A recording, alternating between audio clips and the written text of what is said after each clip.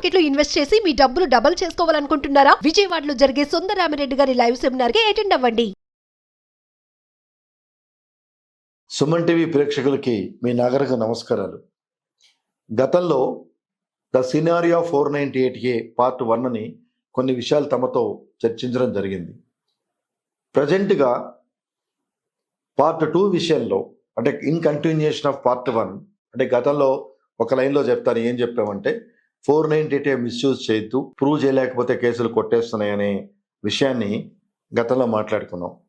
In continuation in this part 2 చాలా సందర్భాల్లో వీళ్ళు మమ్మల్ని అవుట్రేట్గా ఇంట్లో నుంచి వెళ్ళగొట్టారు, మా నగలు మా సర్టిఫికేట్స్ అన్నీ ఇంట్లోనే ఉండిపోయినాయి, అంటే మా అత్తమ్మ వాళ్ళ దగ్గర ఉండిపోయినాయి, అవి నాకు ఇప్పించండి అని ఈ అమ్మాయి కేసు పెడుతుంది. అబ్బాయి వాళ్ళు వాళ్ళ తల్లిదండ్రులు ఏం చెప్తారు? లేదండి, ఓ బంగారమే తేలేదు, తెచ్చిన వాళ్ళ పుట్టింట్లోనే పెట్టింది, మా దగ్గర ఏం లేవు, సర్టిఫికేట్స్ లేవు, ఆమె బంగారం లేదు అని వాళ్ళు చెప్తారు. ఎప్పుడైతే పోలీసులు ఈ విషయంలో ఇన్వెస్టిగేషన్ చేసినప్పుడు వాళ్ళు ఇల్లు ఎతుకుతారు. ఫర్ ఎగ్జాంపుల్ ఇంట్లో ఉండవు, అబ్బాయి ఇంట్లో ఎందుకు ఉంటాయి అంటే, ఫర్ ఎగ్జాంపుల్ అమ్మాయి ఇంట్లో బంగారము సర్టిఫికేట్లు వదిలేసి వెళ్ళినా, ఫర్ ఎగ్జాంపుల్ ఎప్పుడైతే వెళ్ళిపోయి కేసు పెట్టడం జరిగిందో అంటే అబ్బాయి వాళ్ళ ఇంట్లో ఉన్నా కూడా అవి అవైలబుల్గా ఉండవు. అంటే నిజమో అబద్ధమో మనకు తెలియదు. ఎందుకంటే అదే చెప్తున్నా, భార్యాభర్తల మధ్య జరిగే విషయాలు, వాళ్ళ మధ్య వచ్చే పొరపచ్చాలు 4 గోడల మధ్య వాళ్ళకే తెలియాలి తప్పితే, మన అమ్మాయి చెప్పిన విషయాలు మనం నమ్ముతాం, ఆ అబ్బాయి చెప్పిన విషయాలు వాళ్ళ పేరెంట్స్ నమ్ముతారు తప్పితే ఇవి నిజ నిర్ధారణకు అవకాశం లేని విషయాలు. ఎందుకంటే పెళ్లిలో పెట్టారు నిజమేనండి, తర్వాత పుట్టింటి వాళ్ళు అమ్మాయి పుట్టింటి వాళ్ళు తీసుకెళ్లారు తప్పితే కాపురానికి వచ్చినప్పుడు ఈ నగలు తేలేదు అని అబ్బాయి వాళ్ళు అంటారు. లేదు, ఈ నగలు తెస్తే కానీ మేము కాపురానికి రానివన్నాం, కాబట్టి ఫస్ట్ వీక్ కాపురానికి వచ్చేటప్పుడే తెచ్చాము అని ఈ అమ్మాయి చెప్తుంది. అలాగే తెచ్చిన నగలన్నీ మా అత్తగారు తీసేసుకున్నారు, లాకర్లో పెట్టారు, అవన్నీ లాకర్లో ఉన్నాయని కొన్ని సందర్భాల్లో, అలాగే కొన్ని సందర్భాల్లో ఈ నగలు బ్యాంకులో పెట్టి దాని మీద డబ్బులు తీసుకున్నారని కొన్ని సందర్భాలు, ఇలా రకరకాల నేరారోపణ చేస్తూ ఉంటారు. ఫస్ట్ ఆఫ్ ఆల్ ఎంత బంగారం వీళ్ళు పెట్టారు, ఎంత డబ్బులు వీళ్ళు ఫిజికల్గా ఇచ్చారు అనే విషయం ఎక్కడ నిర్ధారణ కాదు. ఏవో రాస్తూ ఉంటారు, మేము కిలో బంగారం పెట్టాం, ఒక 2 కిలోలు వెండి ఇచ్చాం అంటే రాయటమే. అంటే దీనిలో కూడా న్యాయవాదుల సలహా సంప్రదింపులు ఉంటాయి. సో ఈ రాసేటప్పుడు ఫస్ట్ ఆఫ్ ఆల్ అంత వర్త్ గోల్డ్ అమ్మాయికి పెట్టడం జరిగిందా, లేదంటే వాళ్ళు వీళ్ళకి పెట్టడం జరిగిందా అనే దాఖలాలు ఎక్కడా ఉండవు. అలాగే చాలా సందర్భాలు వచ్చినప్పుడు అబ్బాయి వాళ్ళు చెప్తారు, మేము కట్నం తీసుకోలేదండి, పెళ్ళి బాగా చేయమన్నావు అని. ఎస్, నేను అందుకే పార్ట్ 1లో చెప్పాను, పెళ్ళి అనేది అబ్బాయి వాళ్ళు ఎంత అడిగినా అమ్మాయి వాళ్ళ స్తోమత స్థాయిని బట్టే జరుగుతుంది. అమ్మాయి వాళ్ళకి 10 రూపాయలు ఉంటే 10,000 రూపాయలు పెట్టి పెళ్లి చేయమని ఎవరైనా అడిగితే అది వీళ్ళు ఇష్టపడి చేసిన పెళ్ళే కాబట్టి రేపు గొడవైనప్పుడు that point they cannot take as excuse. మీరు పెళ్లి చేయమన్నారు, మా స్తోమకు తగ్గట్టుగా పెళ్లి చేసాం.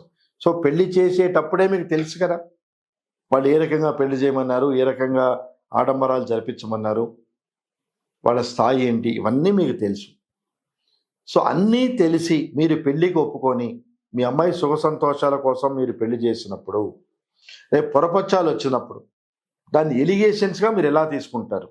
మీరు ఇష్టపడే పెళ్లి చేశారు, అయితే మీకు ఆ రోజే చెప్పాల్సింది, లేదంటే మీ స్థాయి దగ్గర మేము చేయలేము, మా స్థాయి ఇంతే, మీరు ఇష్టమైతే ముందుకు రండి, లేకపోతే మేము ముందుకు పోలేమనే మాటలు మీరు ఎందుకు మాట్లాడట్లేదు? అలాగే ఒకసారి లాస్ట్ వీడియోలో ఎప్పుడో చెప్పినట్టున్నా, కట్ల ఎన్నో వీడియోలు, ఎన్నో రకాల ఫోటోలు, మీరు రకరకాల ఫోజుల్లో రకరకాల పద్ధతుల్లో మీరు ఫోటోలు తీసుకున్న జంట పేరెంట్స్ ఒక వీడియో చేయండి మీ సేఫ్ కోసం.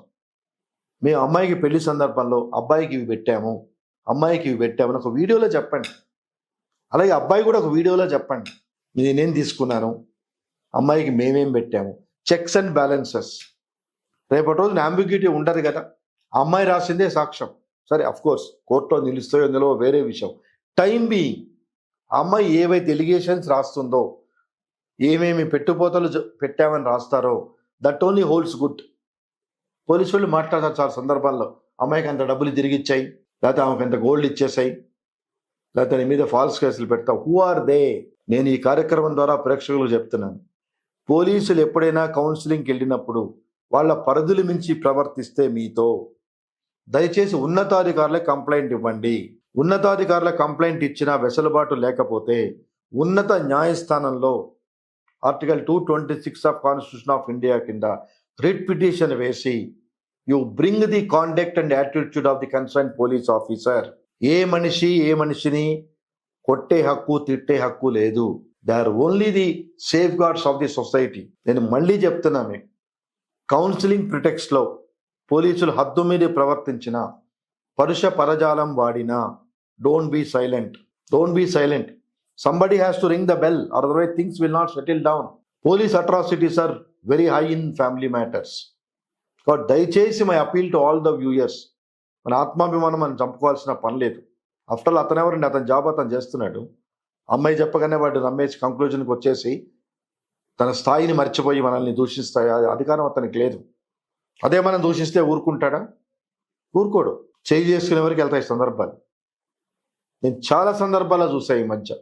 498 కౌన్సిలింగ్లో ఈవెన్ కానిస్టేబుల్, విమెన్ ఎస్ఐ అధికారి స్థాయికి మించి మాట్లాడటం నా నోటీసుకు చాలాసార్లు వచ్చినాయి. చాలాసార్లు దీని మీద కేసులు వేయటం కూడా జరిగింది. ఉన్నతాధికారి దృష్టిలో పెట్టండి. సార్ ఇతని కౌన్సిలింగ్ పిలిచి ఈ రకంగా బిహేవ్ చేస్తున్నాడు. ఏమీ కాదు, మనమేం దొంగతనం చేయలేదు, ఇంకోటి ఏం చేయలేదు. భార్యాభర్తల మధ్య డిస్ప్యూట్ వచ్చినప్పుడు చట్టం వెసలవాటి కల్పించదు. అలాగే కౌన్సిలింగ్ చేస్తారు పోలీసులు. What experience they have in counselling అండి? ఫ్యామిలీ మ్యాటర్స్లో కౌన్సిలింగ్ అనుభవం వాళ్ళకి ఏముంది? వాళ్ళు మనకు కౌన్సిలింగ్ చేస్తారు, మనం అలా ఉండాలి ఇలా ఉండాలి. ఓకే, కౌన్సిలింగ్ వరకు తప్పులేదు, వినదగుని ఎవరు చెప్పినా. కానీ they don't have right to cross the limits. అది బాగా గుర్తుపెట్టుకోండి. ఎక్కడ క్రక్స్ ఆఫ్ ద ఇష్యూ వస్తుందంటే, గోల్డ్ వాళ్ళ ఇంట్లో ఉండిపోయింది, అంటే అబ్బాయి ఇంట్లో ఉండిపోయింది, నా సర్టిఫికేట్స్ ఉండిపోయినాయి అన్నప్పుడు దేర్ ఈజ్ నో ప్రూఫ్. అంటే ఈ అమ్మాయి గోల్డ్ ఆ ఇంట్లో వదిలేసిందా, సర్టిఫికేట్స్ అంటే భర్త ఇంట్లో వదిలేసి ఈ అమ్మాయి వచ్చేసిందా దానికి ప్రూఫ్లు ఉండవు. But what is the checks and balances అనే విషయంకి వస్తే ఇట్ ఈస్ ద రెస్పాన్సిబిలిటీ. అందుకే మీకు ఇందాక చెప్పాను, అంటే ఈ ఫాల్స్ కేసుల నుంచి తప్పించుకోవాలంటే మనకి ఇష్టం ఉన్నా లేకపోయినా కాపురానికి వచ్చిన రోజు కూడా ఒక స్టేట్మెంట్, ఒక వీడియోను తీసుకోవాలి. మేము ఇంటికి కాపురానికి వచ్చాను, ఈ ఐటమ్స్ పట్టుకొచ్చాను, సారీ తీసుకొచ్చాను అనే ఒక వీడియో తీసుకోకపోతే there is no security for us. There is no security. ఈ మధ్య రీసెంట్గా ఒక కేసు వచ్చింది. వాళ్ళు నిజంగానే బంగారం పెట్టారు, ఒప్పుకుంటాను, అమ్మాయి తీసుకొని వచ్చింది, అది నిజమే. కానీ ప్రతిసారి ఏదో ఒక అకేషన్లో ఇంటికి వెళ్తున్నప్పుడు నగలు వేసుకొని వెళ్ళటం, అంటే పుట్టింటికి అమ్మాయి అక్కడ వదిలేసి రావటం, పుట్టింటికి వెళ్ళటం అక్కడ వదిలేసి రావటం. సో ఫార్చునేట్లీ ఈమె వేసుకున్న నగలు, అంటే ఆ కార్యక్రమాలు అటెండ్ అయినప్పుడు తెలియకుండా ఫోటోలు తీసుకోవడం జరిగింది మామూలుగా గ్యాదరింగ్లో. సో ఈ కేసు వేసేటప్పుడు ఇష్యూ ఏంటంటే, ఫస్ట్ టైం ఉన్న నగ సెకండ్ టైం ఒక వాకేషన్కి వెళ్ళినప్పుడు లేదు. అంటే ఒక నెక్లెస్ వేసుకెళ్ళింది, అక్కడ పార్టీలో ఫోటోలు తీసుకున్నారు, అయిపోయింది. మళ్ళీ అమ్మాయి రెండోసారి అటెండ్ అయినప్పుడు డిఫరెంట్ నగ ఉన్నది. కంప్లైంట్ ఏం పెట్టింది? అన్ని ఇంట్లో ఉన్నాయి, వాళ్ళు లాక్కొని పంపించారు. మరి ఎవ్రీ టైము నువ్వు పుట్టింటికి మీ సైడ్ వాళ్ళ ఫంక్షన్కి వేసుకెళ్ళే నగలు ఏమైనాయి అంటే దెర్ ఇస్ నో ఎక్స్ప్లెనేషన్. కాబట్టి ఇది ఎట్లా అంటే ఆత్మ సాక్షిగా తెలియాలి తప్పితే కాపురానికి నగలు తెచ్చినంత మాత్రాన అవి అత్తగారింట్లోనే నగలు ఉంటాయంటానికి కూడా వీల్లేదు. అకేషన్స్, పండగలు వగైరాలు వచ్చినప్పుడు తన పుట్టింటికి అమ్మాయి వెళ్తూ నగలు వేసుకెళ్లే సాంప్రదాయం ఉంది. అదేనండి, రిలేషన్స్ బాగున్నప్పుడు ఏమన్నా నడుస్తుంది, రిలేషన్స్ బాగాలేనప్పుడు ప్రతి ఒక్కటి వాళ్ళకి భూతత్వంలో కనిపించి చాలా తప్పుగా కనిపిస్తుంది. But what is the remedy అంటే, ఇవేవి నిజ నిర్ధారణ చేయడానికి అవకాశం లేని విషయాలు. బాగా గమనించండి ప్రేక్షకులు, నిజ నిర్ధారణ చేయటానికి అవకాశం లేని అంశాలనే వీళ్ళు కంప్లైంట్ కింద తీసుకొని వీళ్ళ జీవితాలు పాడు చేసుకుంటున్నారు. కనీసం 2-3 ఏళ్ళు పడుతుంది ఈ కేసు డిసైడ్ అవ్వటానికి. ఈ 2-3 ఏళ్లలో ఈఎంఐ కోర్టు చుట్టూ తిరగాలి, అతను కోర్టు చుట్టూ తిరగాలి. What is ultimate? రేపు కేసు కొట్టేస్తారు, కేసు కొట్టేసిన తర్వాత ఏమవుతుంది? అలాగే ఒక 498తోనే ఈ అమ్మాయిలు ఆగట్లేదు. 498 డొమెస్టిక్ వైలెన్స్, మెయింటెనెన్స్, ఈ అన్ని రకాల కేసులు వేయటం జరుగుతుంది. ఈ అన్ని రకాల కేసులు వేసినప్పుడు అల్టిమేట్గా వాక్యూమ్ క్రియేట్ అయిపోయి డైవర్స్ కేసు వేస్తాడు. అంటే ఒక సదుద్దేశంతో అమ్మా నాన్న చిన్నప్పటి నుంచి కష్టపడి ఆడపిల్ల తల్లిదండ్రులు కూడబెట్టిన ధనం, మంచి ఉద్దేశంతో చేసిన పెళ్ళి, రకరకాల కారణాలతో డిస్టర్బెన్స్ వస్తున్నప్పుడు ఈ కేసులు డిసైడ్ అవ్వడానికి ప్రస్తుతం ఉన్న పరిస్థితుల్లో నేను చూస్తున్న అనుభవంలో 3 to 4 years పడుతున్నప్పుడు ఈ అమ్మాయి లైఫ్ ఏంటి, ఆ అబ్బాయి లైఫ్ ఏంటి, ఈ పోయిన 3-4 ఏళ్ళు తిరిగి వస్తాయా అంటే లేదు. పోనీ ఈ కేసు వల్ల కాపురం చక్కబడుతుందా అంటే లేదు. But what ultimately these people are achieving by way of filing cases against our husband and in-laws అనేది వాళ్ళ విచక్షణకు వదిలేస్తున్నారు. అలాగే ఈ లోపల వీళ్ళకి పిల్లలు పుట్టిన తర్వాత కేసులు వేసుకోవడం జరిగితే వాళ్ళు బలిపశువులు అవుతారు. అటు తండ్రి దగ్గర ఉండలేక, ఇటు తల్లి దగ్గర ఉండలేక వాళ్ళు నలిగిపోతారు. అలాగే మెయింటెనెన్స్ చేయమని పిటిషన్ వేసినప్పుడు ఆ మెయింటెనెన్స్ డిసైడ్ చేయడానికి కనీసం 1 year పడుతుంది. కనీసం 1 year. ఈ 1 year వరకు ఈ అమ్మాయి ఆ పిల్లల పరిస్థితి ఏంటి, అది భర్త కూడా ఆలోచించాడు. సరే, నేను ఏదో తప్పు చేస్తేనే కేసు వేశారు, నేను కాంప్రమైజ్ అయిపోయి కాపురాన్ని తెచ్చుకుందామని అబ్బాయి ఆలోచించట్లేదు. అలాగే నా భర్తే కదా, నేను సర్దుకుపోదాం, పెద్ద మనుషులతో మాట్లాడి సెటిల్ చేసుకొని మంచిగా ఉండేది చూసుకుందాం, లేదు ఇది వర్కౌట్ కాదు అనుకుందాం, ఫర్ ఎగ్జాంపుల్ మ్యూచువల్గా మాట్లాడుకొని ఎవరి పాటికి వాళ్ళు విడిపోయి బతుకుదాం అనే కాన్సెప్ట్ లేకుండా కేసులు కేసులు కేసులు అని పరిగెడితే where would we land up, where do we land up? ఎందుకంటే ఇవేవి కాపరాన్ని చక్కదిద్దే కేసులు కాదు. బాగా గమనించండి. ఎవరి పాటికి వాళ్ళు ఇన్హరెంట్గా నా భార్య, నా పిల్లలు, నా భర్త, నా సంసారం అనే కాన్సెప్ట్ వీళ్ళలో వీళ్ళకి రావాలి తప్పించి పోలీసులు, కోర్టులు కాపురాలు చేయించలేవు. బాగా గుర్తుపెట్టుకోండి. బట్ ఎందుకు వేస్తున్నారు? This is question to be determined. మరి కాపురాలు చక్కబడినప్పుడు ఈ కేసులు ఎందుకు, ఈ న్యాయ వ్యవస్థలు ఎందుకు, ఈ సిస్టమ్ ఎందుకు అనుకుంటే కోర్టు తీర్పులు అతి తొందరగా రానంత వరకు జనాల్లో భయం అనేది ఉండదు. Each case takes its own course of time, not less than 2 to 3 years. ఏమవుతుంది? హ్యాపీగా కోర్టుకు అటెండ్ అవుతాం, పేరు పుల్లయ్య అని పిలిచగా నేను వచ్చా మేడం అంటాడు, ఆల్ రైట్ వెళ్ళిపోండి అని డేట్ ఇస్తాడు. Ultimate nothing. అలాగే 498లో ఛార్జ్ షీట్ వేస్తూ ఉంటారు పోలీసు. ఏం ఛార్జ్ షీట్ వేస్తారు?